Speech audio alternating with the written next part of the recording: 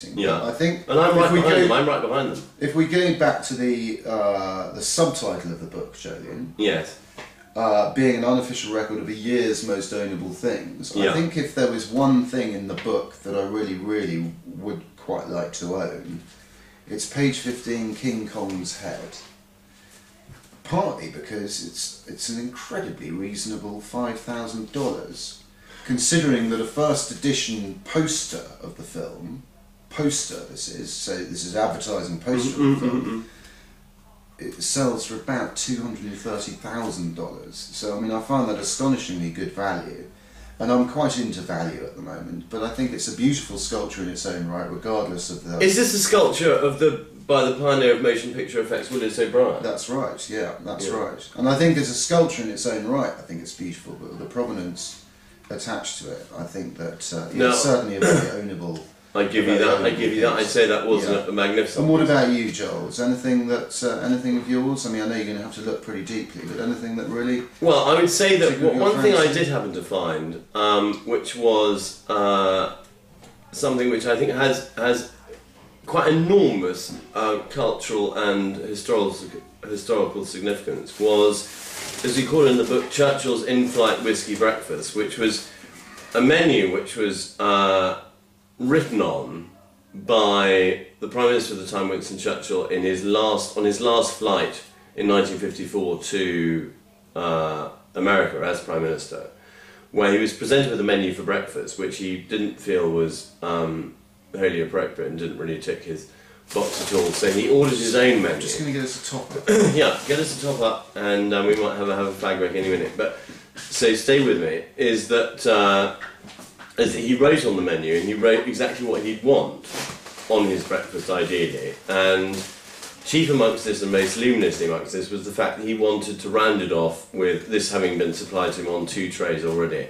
But he wanted it to be rounded off with a glass of whiskey, which, as you can imagine, at breakfast, obviously took the cabin staff somewhat by surprise. But I think this illuminates something which is profoundly important as we refill our glasses.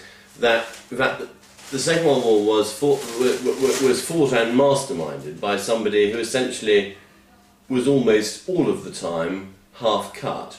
And I think that anyone fighting a war, or indeed any other campaign today, it's a salutary lesson to generally keep fairly well topped up.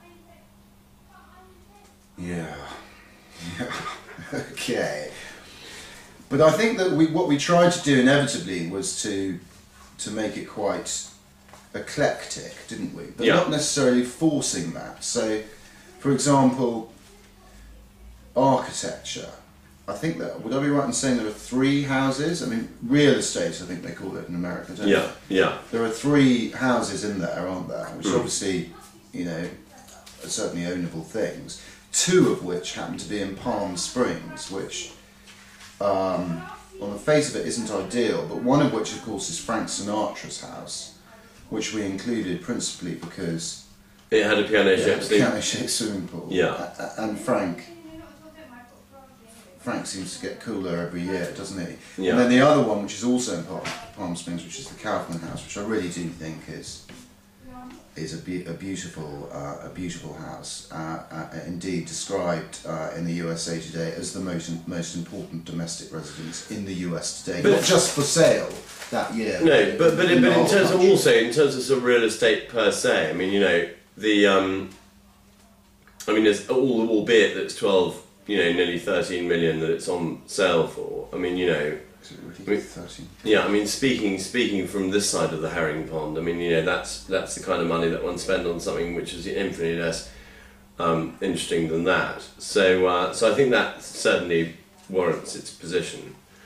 God, there's such an embarrassment of riches here. I don't know what to share with you next. But I did like Bobby Fischer's library, but we both liked chess, didn't we? Yeah. Didn't we? We still do. Yeah, I don't know how popular is chess over there now, but it's certainly fairly big in our office. He's obviously American, isn't he? He is American, yeah. Mr. Fischer. Yeah.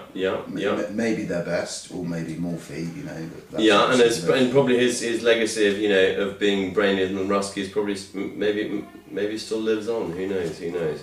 The real Mr. Darcy seems to be a popular one, doesn't it? It is. Mr. Darcy, of course, for those across the, well, in America. I think they'll know who Mr. Darcy is, won't they? Will they know who Mr. Darcy is? Yes, I think so. Yeah, Pride and Prejudice, of course. Very dashing chap who... It's a rather lovely little miniature as well, isn't it? It is, Right. yeah. And of course, you didn't describe what Mr. Darcy looked like, apart from handsome and tall. So it's quite interesting to know what the character actually, what the real Mr. Darcy looked like.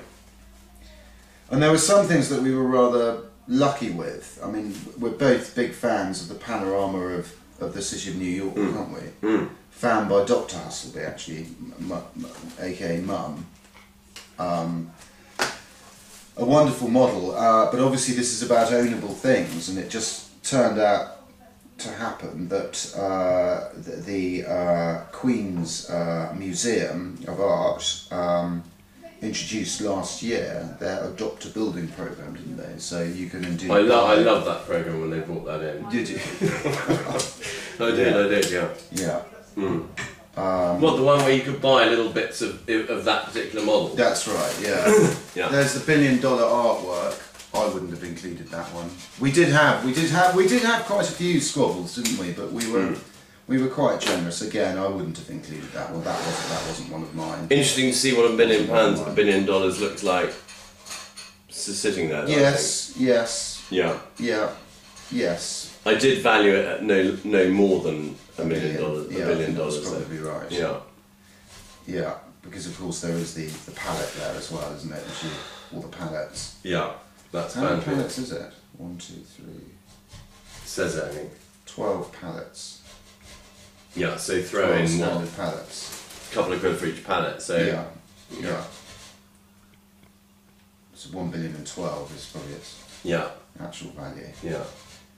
So When you get under the skin of it, though, it is incredible how much there is in here, isn't it? No, It's only 128 it's pregnant, pages, but and you know, Jackson, I think you quite like Jackson the Foxhound, didn't you? he's gone down very well. Yeah, again. Jackson, just to illustrate the fact this is not about money, it's about what is truly desirable. And Jackson, the Foxhound resident of Battersea Dogs Home, an intelligent youngster that needs to learn some manners, is available, of course, for free. That well-known institution offers dogs of all shapes and sizes. So, I mean, we could go on, couldn't we? We could go on. I imagine people are screaming at the screen, thinking, "Yes, do, yes, do." But I know that you've got other things to do, and Mrs. Hustleby is coming in now. No. What do you think we should go on? No. Marcus's wife is behind the camera saying we should wrap it up. So, from here in London, it's a very good night. It's a very good night from me, and it's a very good night from him. If that hasn't recorded, I'm not doing it again. It is still recording.